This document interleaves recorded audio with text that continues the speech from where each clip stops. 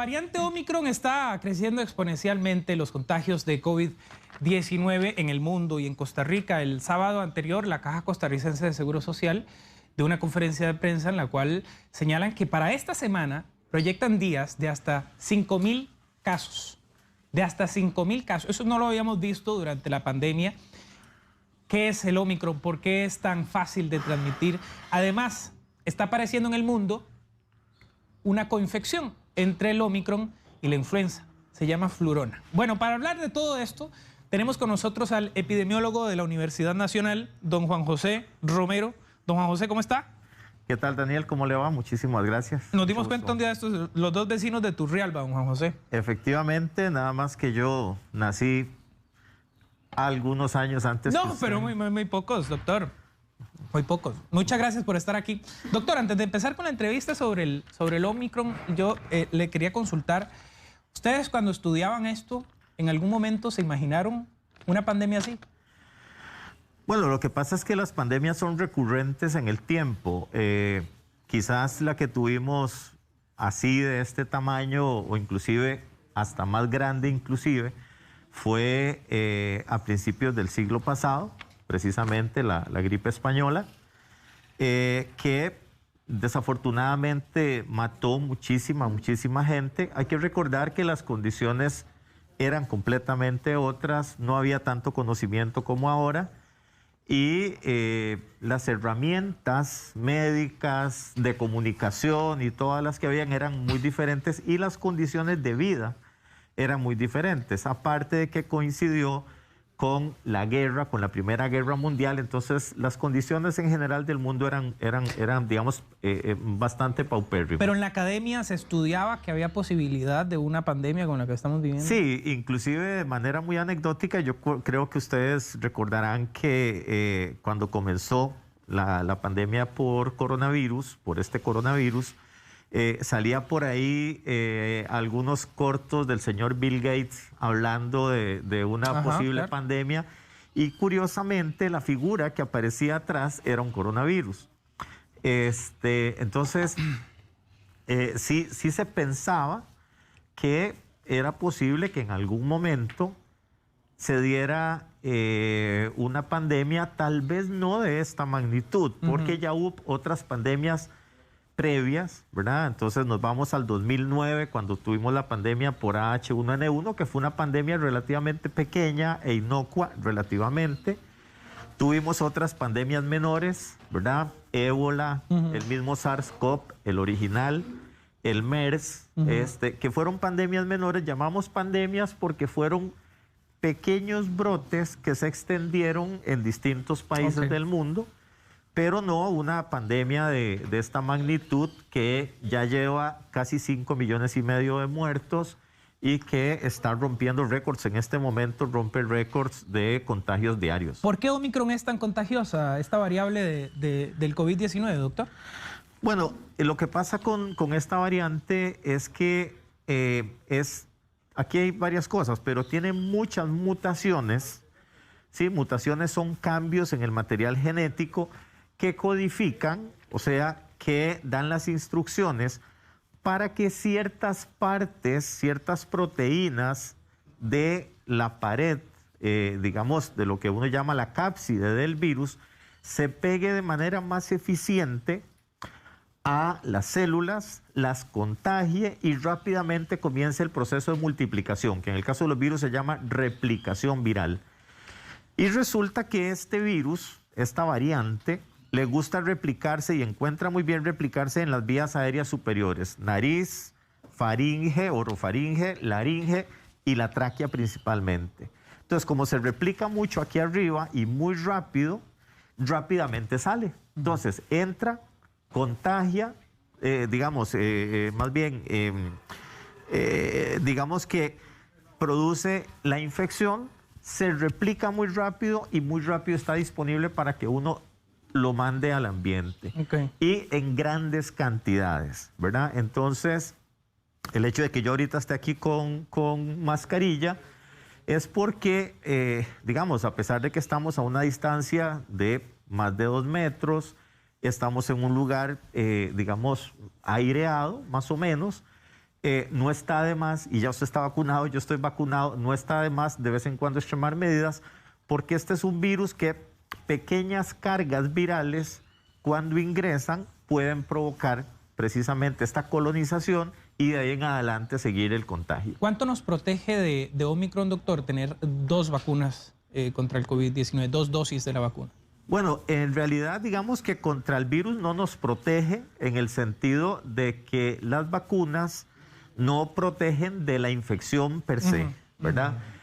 2 vacunas nos protegían muy bien de una infección contra la variante original, más o menos contra alfa y un poquito menos contra delta. Contra Omicron, en realidad, la probabilidad de que uno se infecte e inclusive se reinfecte con vacunas o habiendo tenido la infección, que ahora me preguntaba un compañero suyo, que ya había tenido COVID previamente, que si le podía volver a dar con esta variante, sí, es muy probable, si no toma las medidas. Entonces, sí le puede dar. Ahora, las vacunas lo que sí protegen es contra la infección, contra la enfermedad grave. Entonces, si yo estoy vacunado y me infecto con el Omicron, la probabilidad de que yo vaya a requerir de hospitalización se reduce sustancialmente, pero sustancialmente.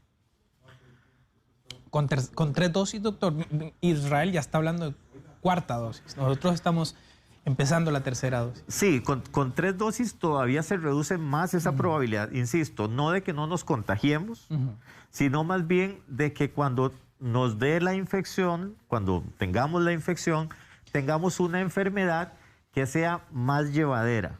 De hecho, se está observando a nivel mundial que las personas, digamos, tenemos lo que llamaríamos la epidemia de los no vacunados, ¿verdad? Entonces, en los no vacunados o con vacunación incompleta es donde observamos las mayores tasas de internamiento y las mayores tasas de cuidados intensivos y de muertes. En las personas vacunadas, la ventaja es prácticamente, digamos que de 1 a 4, ¿verdad? Doctor, precisamente sobre ese tema de las hospitalizaciones, a diferencia de cuando entró Delta, estaban los casos creciendo y crecían a su vez las hospitalizaciones de una forma acelerada. Ajá. Eso no lo estamos viendo en esta ocasión con Omicron, al menos de momento. Yo entiendo que hay que esperar unas 2 semanas aproximadamente entre el momento en que suben los contagios y el momento en que se pueden reflejar en hospitalizaciones. Sin embargo, se ha visto que es menos letal precisamente por las vacunas, doctor. Bueno, la pregunta es muy buena, porque aquí pareciera... Gracias, doctor. Es mi primer día en buen día, entonces, si puede repetirlo otra vez, sería genial. No, es que en realidad la pregunta es muy buena porque podríamos caer en la falsa sensación de que Omicron por sí mismo no es tan letal y no es tan virulento y todo está hecho porque el virus es menos malo. En realidad aquí hay una combinación de factores. Hubo gente que ya se contagió previamente y entonces despertó su sistema inmunológico. Hubo gente que se vacunó y entonces despertó su sistema inmunológico. Hubo gente que se contagió y se vacunó o se vacunó y después se contagió. Tienen un sistema inmunológico más fortalecido.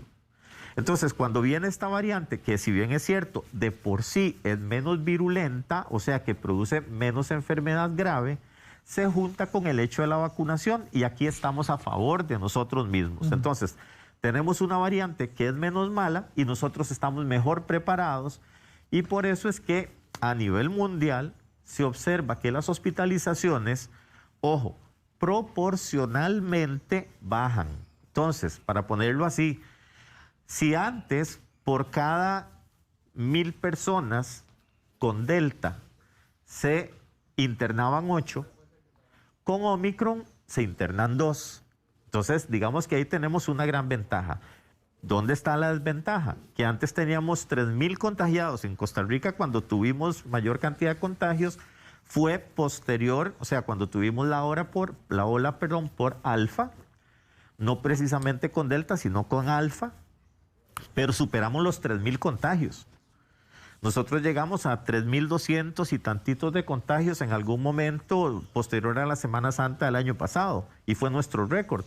Pero resulta que ya esta semana, entre mañana y pasado, es altamente probable que tengamos 5.000, 6.000 casos. es muy probable. Por aquello el caso, si no salen los 5,000 me perdonan, ¿verdad? No, tranquilo, doctor, ojalá que no, ¿verdad? Sí. Uno lo que hace son estimaciones. Sí, entonces, podría suceder eso. Ahora, ¿qué pasa? Que uno dice, sí, pero es que son apenas 2 por cada 100 que se internan. Sí, pero si esto sube, entonces el número absoluto de hospitalizaciones igual va a poner en jaque al sistema hospitalario. Y eso es lo que está pasando en otros lados. Entonces, ¿qué ocurre? Uno lo ve en Europa y lo ve en Norteamérica. Ahorita el hemisferio norte es donde está la parte caliente de la pandemia. En muchos hospitales, las cirugías electivas y las consultas electivas están suspendidas y se está atendiendo prácticamente Omicron. Entonces, las cirugías son las cirugías de emergencia.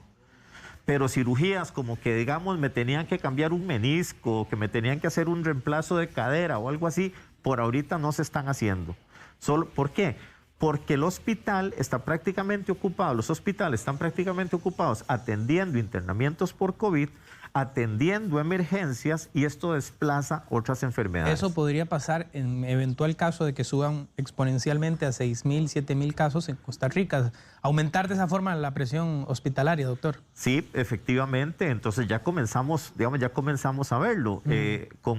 Para nosotros lo importante es ver los nuevos internamientos diarios, claro, ¿verdad? Y nosotros llegamos a tener en algún momento, igualmente, cuando tuvimos la ola por Alfa, llegamos a tener casi 170 nuevos internamientos en un día. Con Delta llegamos como a 135, una cosa así. Insisto, porque era una variante altamente contagiosa, ¿verdad? Y que producía... Delta era altamente contagiosa y aparte de eso era muy virulenta. Era muy virulenta. Esta es muy contagiosa, menos virulenta, pero como la cantidad absoluta de casos va a ser muy alta, la cantidad absoluta de internamientos también puede llegar a ser más alta. Ahora, mucha gente se confía, porque efectivamente esto es así, la cantidad de días internados se redujo mucho. O sea, la persona que ingresa por Omicron y no tiene factores de riesgo que sean muy serios, va a durar poco en el hospital. La estancia media se ha reducido mucho. Estamos hablando, doctor, eso sí, de gente vacunada. Efectivamente. Una persona que no tiene ninguna vacuna va a enfermar grave con Omicron. Usted está dando en el clavo. Entonces, las personas sin vacunación, a pesar de que Omicron es menos virulenta, tienen bastante más riesgo de parar en hospital y si tienen factores de riesgo, de parar en cuidados intensivos. Esta es una regla que no la saltamos con garrocha, ¿verdad? O sea, simple y sencillamente. Si estamos vacunados, estamos mejor preparados. No quiere decir, y por eso a mí me gusta mucho de hacer la diferencia entre estar vacunado y estar inmunizado, porque si bien es cierto, científicamente significa lo mismo, tal vez en la forma de ver las cosas de la gente, uno dice, es que yo soy inmune. Y entonces, como soy inmune, a mí ni una bala me entra. No se trata de eso, ¿verdad? Yo simplemente estoy vacunado, estoy mejor preparado para enfrentarme a una infección y para tener una enfermedad más leve. No quiere decir que yo no me voy a enfermar. Entonces, porque hay gente que dice, no, ya tengo la tercera vacuna. Y entonces, como estamos echándonos aquí la conversa, yo me quito la mascarilla. O como mucha gente, yo no sé si usted ve en los estados de WhatsApp y en los Facebook y una cosa y la otra, que se hacen las reuniones familiares ahora para fin de año o ahorita, ¿verdad? Y es el últimos días de vacaciones y se salen todos abrazados tomándose una foto y no sé qué. Tal vez a alguien después se le ocurre y entonces pone un mensajito, nos quitamos la mascarilla solo para la foto, como queriendo arreglar la torta. Vean, con esta variante, ese ratito que nos quitamos la mascarilla para tomarnos la foto, si había uno solo contagiado y duramos un ratico en un espacio cerrado para tomarnos la foto mientras, mira, vos agachate, vos ponete por aquí, vos que sos más grande, vos que sos más chiquitico, puede ser suficiente para que uno se contagie. Entonces, estamos hablando de una variante que si ustedes lo ven en la literatura, siempre se habla de la variante Omicron altamente contagiosa. O sea, esos apellidos que le pusieron de altamente contagiosa no es gratuito. Doctor, tenemos varias preguntas de los televidentes. Ya vamos a hablar de la flurona también, que es una mezcla entre la influenza y el COVID-19. Dice María Retana: buen día, yo me vacuné el martes y el viernes me comenzó una gripe fuertísima.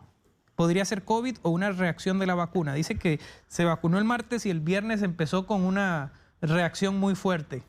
Sí, las reacciones a la vacuna son prácticamente inmediatas. Cuando digo prácticamente inmediatas es en los primeros 24 horas. Entonces, hay desde las personas que les da una reacción, digamos alérgica o, digamos, exacerbada, que se puede dar ahí. Por eso es que uno se tiene que tardar unos 15, 20 minutos después de la vacuna por aquello de que tenga una reacción, digamos, muy severa. O hay gente que le comienza a dar el dolorcito de cabeza y el malestar general a las 6, 8 y a las 12 horas, gente que no duerme el día de la vacunación, que tiene escalofríos y todo eso. Eso es, digamos, más o menos normal en alguna proporción de la gente, pero son las primeras 24 horas. El inicio, hay gente que le dura hasta 2 días. Pero que comience 3 o 4 días después no es muy frecuente. No estoy diciendo que no lo sea, sino estoy diciendo que es muy poco frecuente. Okay. Ahora, podría ser una gripe, podría ser también COVID, ¿verdad? Entonces, precisamente en un momento como este, no estamos para jugarnos chances, ¿verdad? Pero como le decía ahorita a un compañero camarógrafo suyo, aquí voy a aprovechar el espacio para decirles, vean, la gripe también mata, la gripe también es contagiosa, o sea, los virus de influenza son contagiosos por las mismas vías que Omicron. Entran por la misma vía, salen por la misma vía. Y por si no lo sabían, anualmente en el mundo, previo a la pandemia, los virus tipo influenza mataban entre 400 y 700 mil personas al año. En Costa Rica hay gente que muere por complicaciones de una gripe. Entonces, no nos confiemos de que no, como lo que tengo es gripe, sí voy a trabajar. No, señor, si usted tiene gripe, no va a trabajar. Si usted tiene gripe, se hace ver por el médico. Si usted tiene gripe, se aísla, porque puede contagiar a alguien con factores de riesgo y le puede causar un daño muy grande. Y otra cosa, vacunarse no solo contra el COVID, sino contra la gripe. También. Tenemos una pregunta en video, doctor, de Richard Santamaría desde Naranjo de Alajuela. Buenos días, soy Richard Santamaría de Naranjo de Alajuela. En meses pasados tuve una neumonía con problemas en el pulmón izquierdo, una infeccióncita y agua en el pulmón izquierdo. Yo estaría de alto riesgo con respecto a este problemita que viene ahorita de la nueva enfermedad o de este nuevo virus. Muchísimas gracias. Gracias a usted, don Richard. Muchas gracias por la consulta. Bueno, yo tendría que decir que efectivamente el hecho de que ya nosotros hayamos tenido algún problema pulmonar previo nos pone en desventaja con respecto a no haberlo tenido. Ahora, esta variante prefiere el sistema respiratorio superior, digamos lo que nosotros podemos llamar de la tráquea para arriba. Y no llega especialmente a los tejidos pulmonares profundos. Entonces, digamos que por ahí no hay tantísimo riesgo. Sin embargo, don Richard, por la imagen, ya es una persona adulta, es un masculino, ¿verdad? Y entonces, el ser masculino, el tener la edad, el tener cierto peso, y habría que ver cómo anda don Richard con respecto a la hipertensión y la diabetes, podrían confabular para que tenga un cuadro, digamos, con cierta severidad. Entonces, la cosa es cuidarse muchísimo. Entonces, si uno sabe, o sea, vamos a ponerlo así, si uno es hombre y supera los 55 años, tiene algún poco de sobrepeso y tiene historia en la familia de diabetes e hipertensión, tiene que tener muchísimo más cuidado. Y vean que yo hablo de tener historia familiar de diabetes y hipertensión, porque muchos de nosotros somos diabéticos o hipertensos y no lo sabemos. pero sí sabemos que la tía, que la mamá, que la hermana es hipertensa o diabética, entonces tal vez uno lo sea y tiene que tener mucho cuidado con eso. Doctor, tenemos más consultas, dice María Navarrete. Muchas gracias a todos por sus preguntas. Me dio COVID hace un año, tengo las 2 vacunas. Me ha dado una gripe fatal que no mejora. Ya me hisoparon nuevamente y me dio negativa la prueba, gracias a Dios. Tengo una sinusitis, dolor de cuerpo, cabeza, no he podido ir a trabajar, estaba incapacitada y hoy nuevamente no puedo ir a trabajar. Me siento fatal. ¿Qué puede ser? Bueno, sí, aquí el asunto es también en qué momento le hicieron el hisopado, dónde le hicieron el hisopado, quién se lo hizo, qué prueba se le aplicó. Porque también existen los resultados falsos negativos, ¿verdad? Entonces hay gente que tal vez por mala suerte, teniendo el virus, tiene un resultado negativo.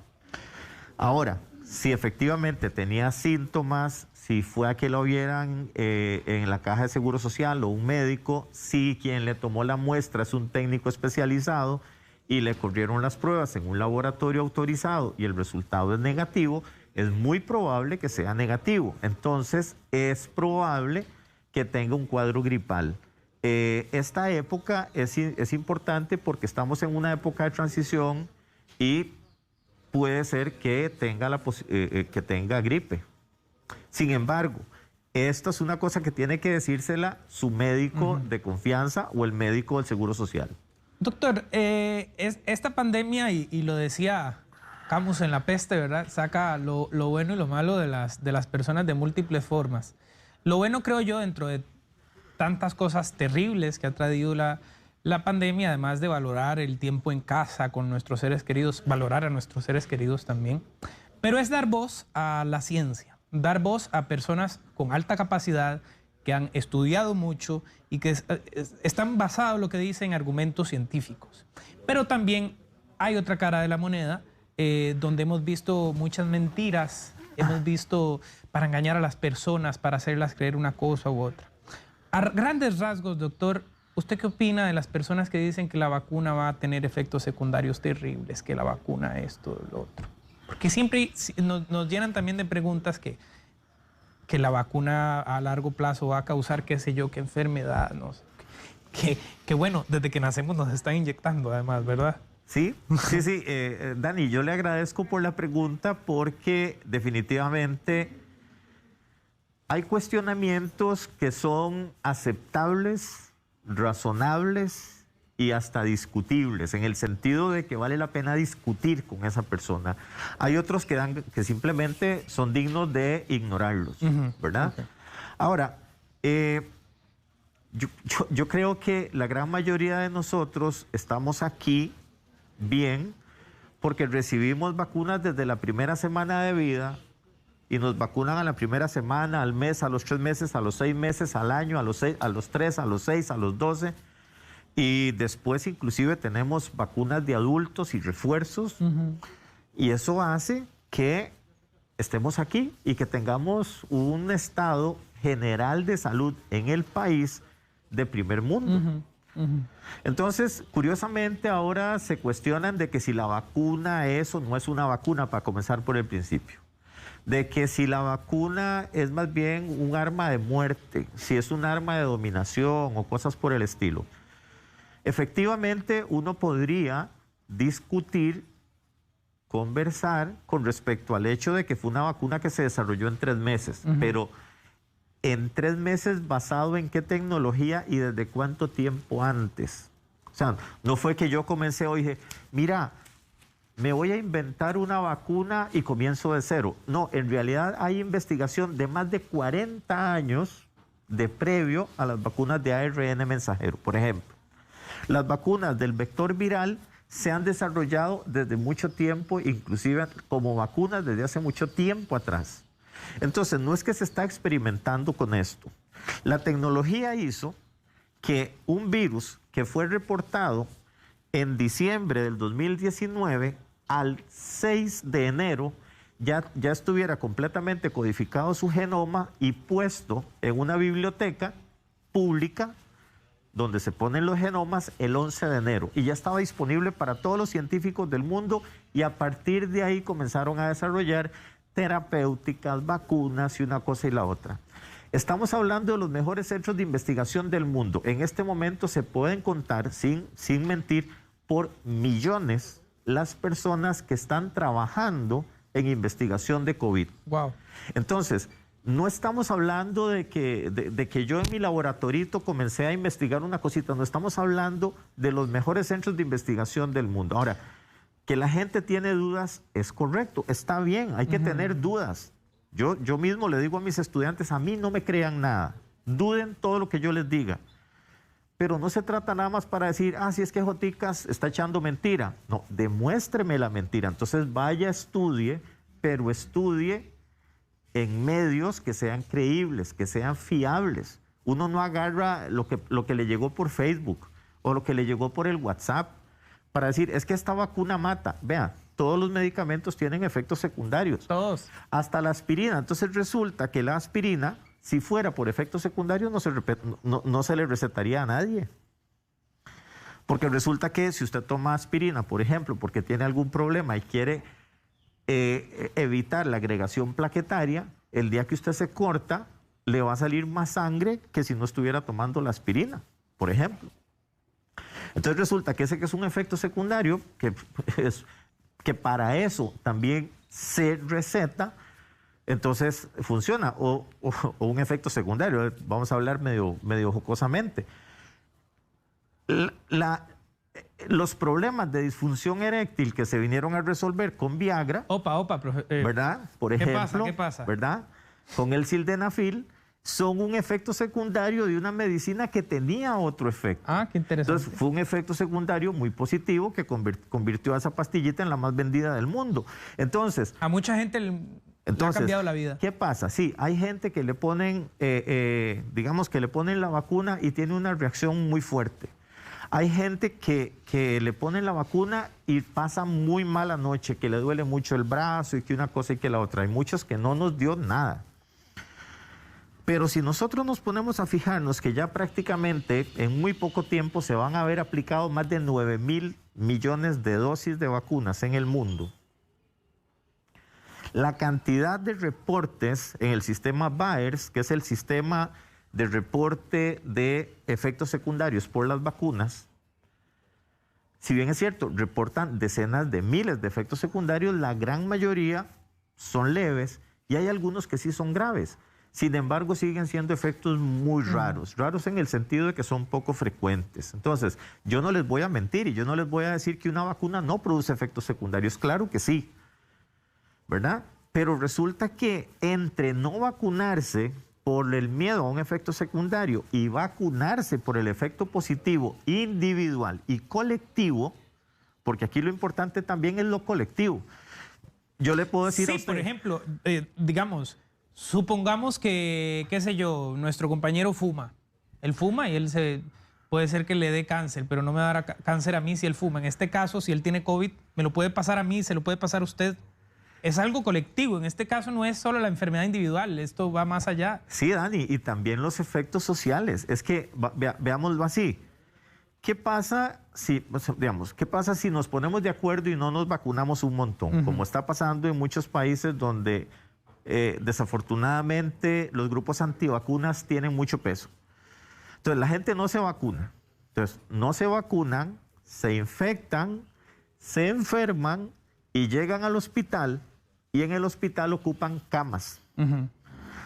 Camas que podrían haber sido destinadas a atender pacientes con cáncer, pacientes con enfermedades de otro tipo, pero resulta que ahorita están haciendo fila porque estamos atendiendo pacientes con COVID. Entonces, ese es el efecto colectivo. Otro efecto colectivo, muy sencillo.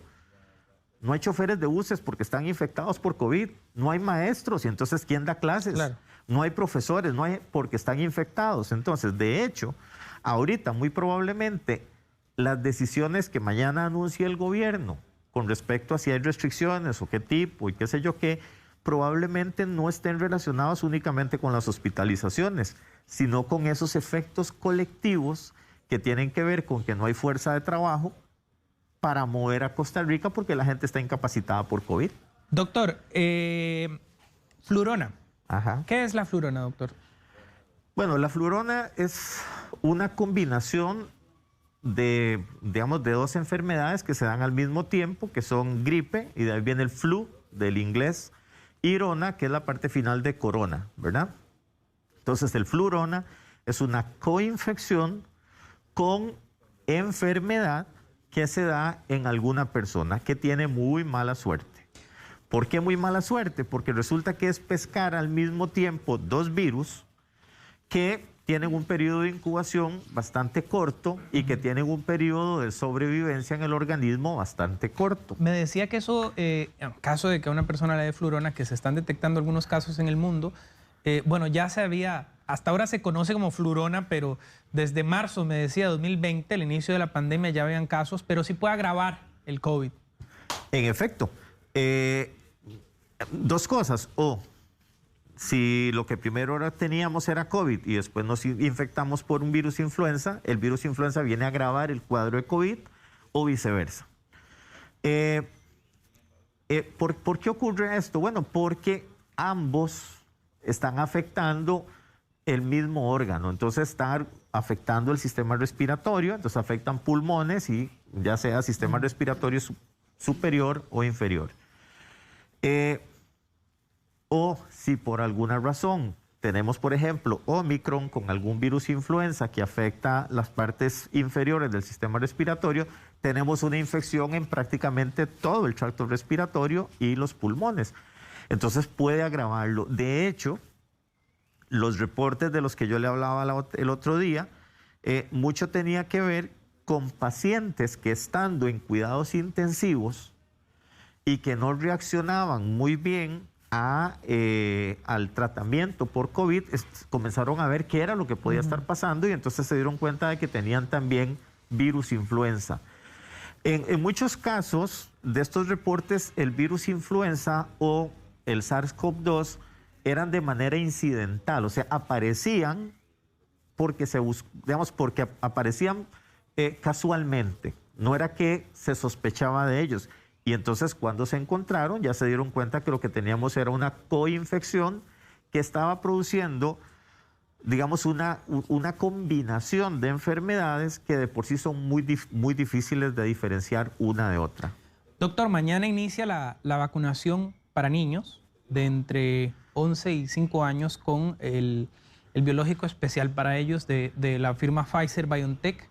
¿Cuán importante es que los padres de familia, porque aquí ya depende de los padres de familia, ¿verdad? Sí. Aunque hay una jurisprudencia sobre el tema, ¿verdad? En cuanto a los menores. Sí.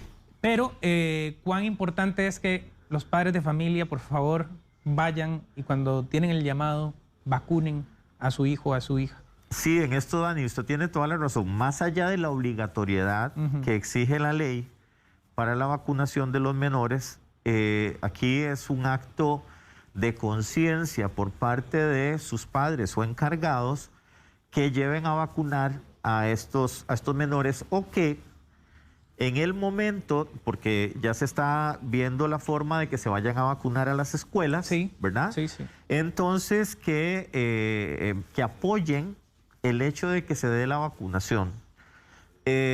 ¿Por qué? Y la pregunta es fundamental.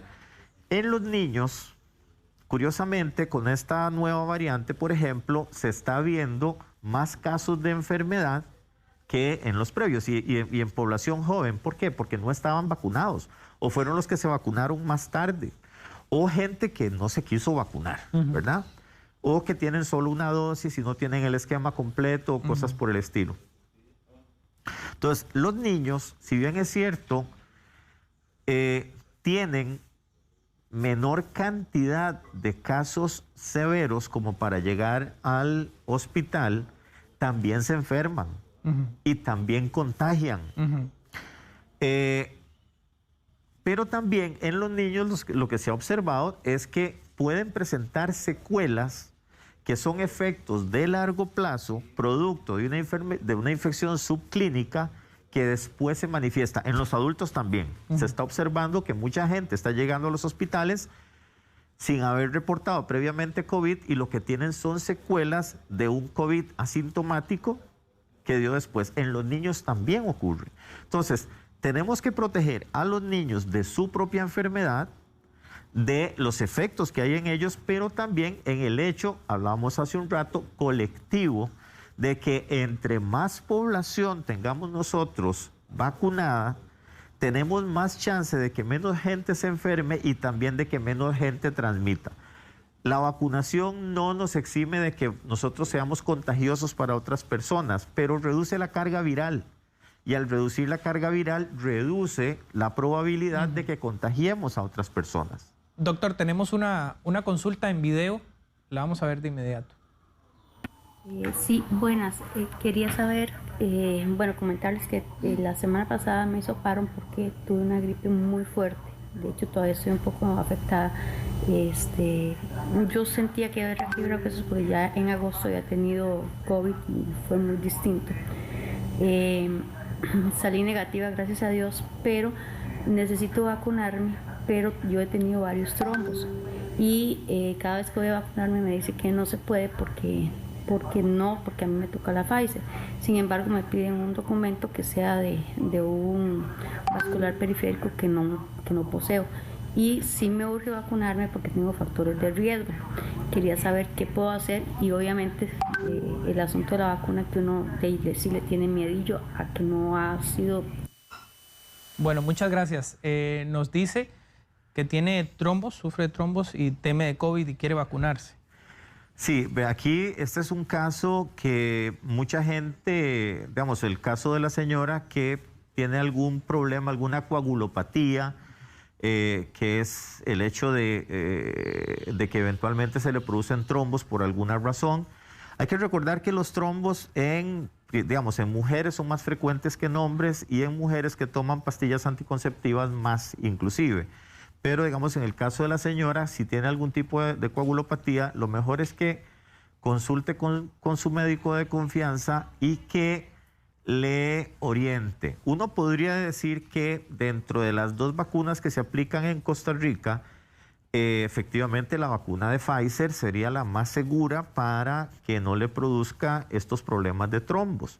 Sin embargo, digamos que es una valoración que tiene que hacer ella con el médico que la ve para tomar la mejor decisión posible. Ahora,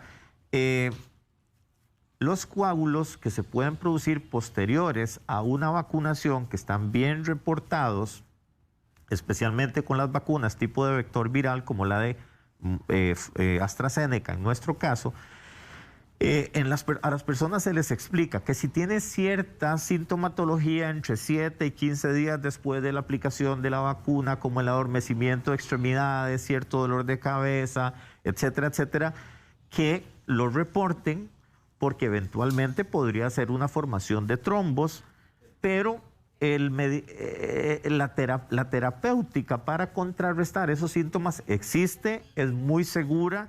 Al puro principio, cuando esto comenzó, alguna gente murió por eso porque los anticoagulaban con un medicamento que no era el correcto. Pero ya ahora eso está muy bien estudiado y entonces ahora se utilizan los anticoagulantes correctos y prácticamente estas personas se recuperan muy rápido. Doctor, ya vamos terminando con la entrevista. Muchas gracias por el espacio. ¿Cuánto cree que nos dure esta ola de contagios y de qué dependería aplanarla otra vez? Bueno, la pregunta es complicada. Si uno se fija en algunos países, esta ola, digamos que es más o menos de corta duración. Nosotros, curiosamente, hemos tenido, con la variante original, tuvimos una ola de 4 meses prácticamente, que se nos vino de junio, septiembre, octubre, noviembre, comenzó a bajar en diciembre. Con Alfa, comenzó a subir después de Semana Santa y se nos vino bajando más o menos junio, julio. Después tuvimos una con Delta que fue corta, dicho sea de paso, por el efecto de las vacunas. Ahora tenemos una que aparentemente debería durar entre 6 y 8 semanas. Ahora, la parte alta de la ola debería durar aproximadamente entre 2 y 3 semanas. Entonces, como nosotros estamos ahorita entrando a la tercera semana dura, ¿verdad? Nosotros esperaríamos que entre esta y la siguiente sea que observamos el pico máximo de casos. Hay estimaciones que hablan de que en un escenario malo, digamos, poco optimista, por llamarlo, vamos a decirlo, un escenario pesimista, podríamos llegar a tener entre 12 y 15 mil casos en un solo día, en la parte alta de la ola. ¿Qué tenemos que hacer para que esto cambie? Bueno, tenemos que cambiar muchas cosas, tanto desde el nivel central, me refiero al gobierno central, y muy probablemente por ahí van a venir las restricciones, y la otra es que nosotros en lo individual o también en lo colectivo, desde lo más cercano, que es nuestra familia, hagamos un pacto con nosotros mismos para extremar las precauciones, el uso correcto de la mascarilla. El otro día me preguntaban, disculpe si me extiendo, el otro día me preguntaban, ¿cuál es la mejor mascarilla? Es la que se use bien. Puede ser de tela, idealmente de 3 capas, ¿sí? Con una capa de antifluidos. Entonces, una mascarilla de tela bien usada es una buena mascarilla. Una NK95 es una excelente mascarilla, pero si yo la utilizo mal, no voy a hacer ejemplos de cómo es utilizarla mal, no sirve de nada. Entonces, si yo utilizo bien la mascarilla, si yo me lavo bien las manos, si yo guardo distancia, si yo no rompo burbujas, estoy reduciendo la probabilidad. No quiere decir que no me voy a enfermar, quiere decir que será más difícil que me enferme. Y de eso se trata esto. Entre menos nos enfermemos, menos enfermamos al resto. Y como hablamos hace un rato, el efecto colectivo, el efecto social será mucho más bajo, el efecto negativo, y entonces podemos seguir con cierta normalidad. Doctor Juan José Romero, muchas gracias por el aporte desde la academia, ¿verdad? Y por estos medios para llevar toda esta información a las personas. Muchas gracias, doctor. Ojalá pase pronto ya todo esto de la pandemia y nos veamos en Turrialba para tomarnos un café o quién sabe, ¿verdad? ¿Qué otra cosa? Una bebida fría. Bueno. No, con muchísimo gusto, Dani, y más bien gracias a usted y gracias a Teletica, porque es un medio que permite llegarle a muchísima gente, que el mensaje llegue, ojalá que lo tomen y que colabore para que todos estemos mejor. Muchas gracias, doctor. Buen día. Juan José Romero, de la Universidad Nacional. Les invitamos a suscribirse a nuestro canal de YouTube para repasar todo el contenido disponible.